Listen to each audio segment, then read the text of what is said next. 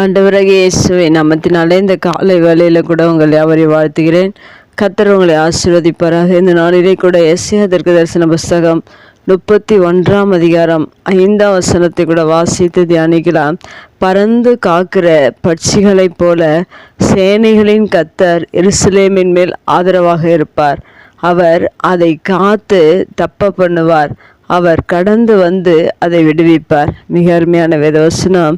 இதை இஸ்ரவேல் ஜனங்கள் மேல் வைத்திருக்கிற அன்பு நிமித்தமாக தேவன் கர்த்தர் சொல்கிற வார்த்தையாக இருக்கிறது.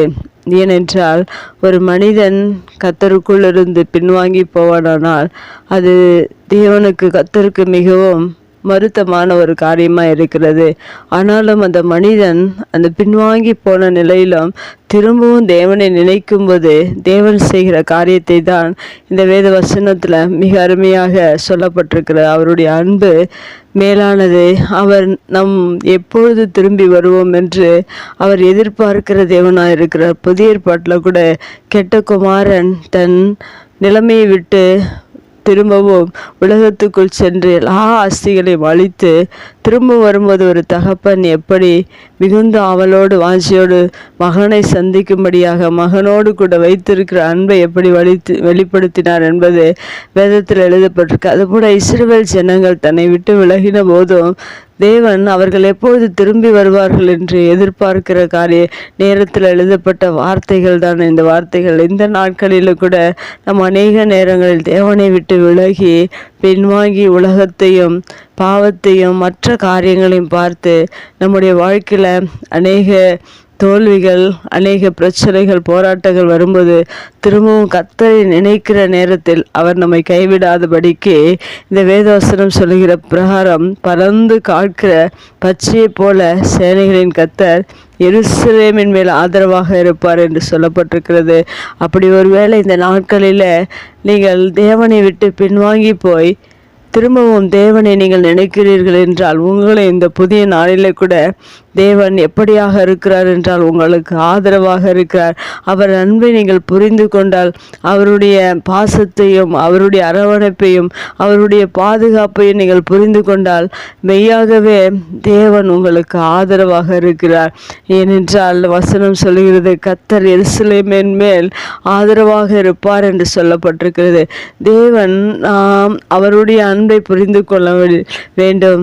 தேவன் நம் மீது எப்பொழுதும் எந்த நிலையிலும் எந்த சூழ்நிலையிலும் நாம் அன்பு கூறுவோம் என்று எதிர்பார்க்கிற ஒரு தகப்பனாக இருக்கிறார். அவர் ஆதரவாக இருந்த இன்னும் அநேக காரியங்கள் இந்த வேதவசனத்தில் சொல்லப்பட்டிருக்கிறது. அவர் அதை காத்து தப்ப பண்ணுவார் என்று சொல்லப்பட்டிருக்கிறது.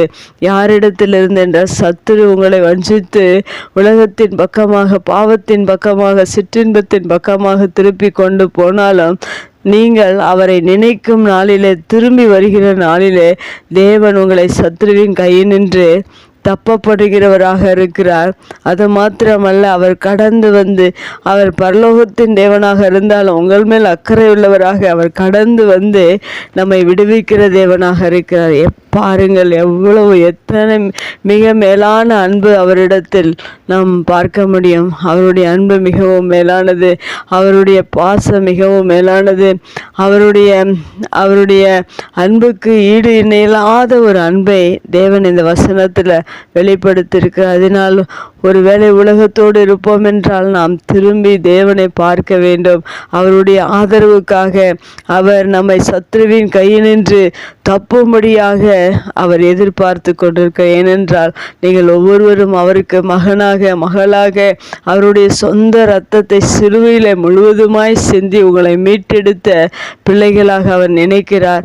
ஆனால் அநேக நேரங்களில் தகப்பனை மறந்து உலகத்தையும் சிற்றின்பத்தையும் பாவத்தையும் நோக்கி ஓடிக்கொண்டிருக்கிற நம்மை தேவன் ஆதரவாக இருப்பதற்காக நம்மேல் கருசனை உள்ளவராக அவர் எதிர்பார்த்து கொண்டிருக்கிறார். உலகத்தை விட்டு நாம் ஆண்டவரை நோக்கி வந்துவிட வேண்டும். ஏனென்றால் இது கடைசி கால உலகம் அழிந்து கொண்டிருக்கிற எவனை விழுங்கலாம் என்று கர்ச்சிக்க சிங்கத்தை போல வகை தேடி சுற்றி திரிகிற அந்த சத்ருவானவனுடைய கைக்கு நீங்கள் தப்பும்படியாக ஒரு விசை அவரை நீங்கள் நினைத்து பாருங்கள். அவர் விட்டு விலகின எல்லா சூழ்நிலையிலும் தேவனை திரும்பவும் பின்பற்றுங்கள். கர்த்தர் உங்களுக்கு ஆதரவாக இருப்பார். உங்களை சத்துருவின் கைக்கு தப்ப பண்ணுவார். உங்களை விடுவிக்கிறவராக இருக்கிறார். இப்படிப்பட்ட மேலான அன்புக்கு இந்த உலகத்தில் எந்த அன்பும் ஈடாகாது. தேவனுடைய அன்பை புரிந்து தேவனோடு கூட எப்போதும் ஐக்கியமாக இருப்போம். கர்த்தர் நம்மை ஆசீர்வதிப்பார். கண்களை முடிச்சு வைக்கலாம். எங்கள் அன்பு தகப்பனே, இந்த அருமையான வார்த்தைக்காக நன்றி. உங்கள் அன்பு மேலானது. உங்கள் அன்பை புரிந்து கொண்டு ஒவ்வொரு நாளும் உடைய அன்பிலே நாங்கள் வாழ நீர் எங்களுக்கு உதவி செய்யுங்க. எங்களை நீர் எவ்வளவாய் நேசிக்கிறீர் என்பதை இந்த வார்த்தையின் மூலம் இந்த நாளிலே நாங்கள் பார்த்திருக்கிறோம். அதுபோல் உங்கள் அன்பை விட்டு விலகாதபடிக்கு உம்மை பற்றி கொள்ள நீர் எங்களுக்கு உதவி செய்வீராக. இயேசுவின் நாமத்தில் ஜெபம் கேளும் நல்ல பிதாவே, ஆமேன்.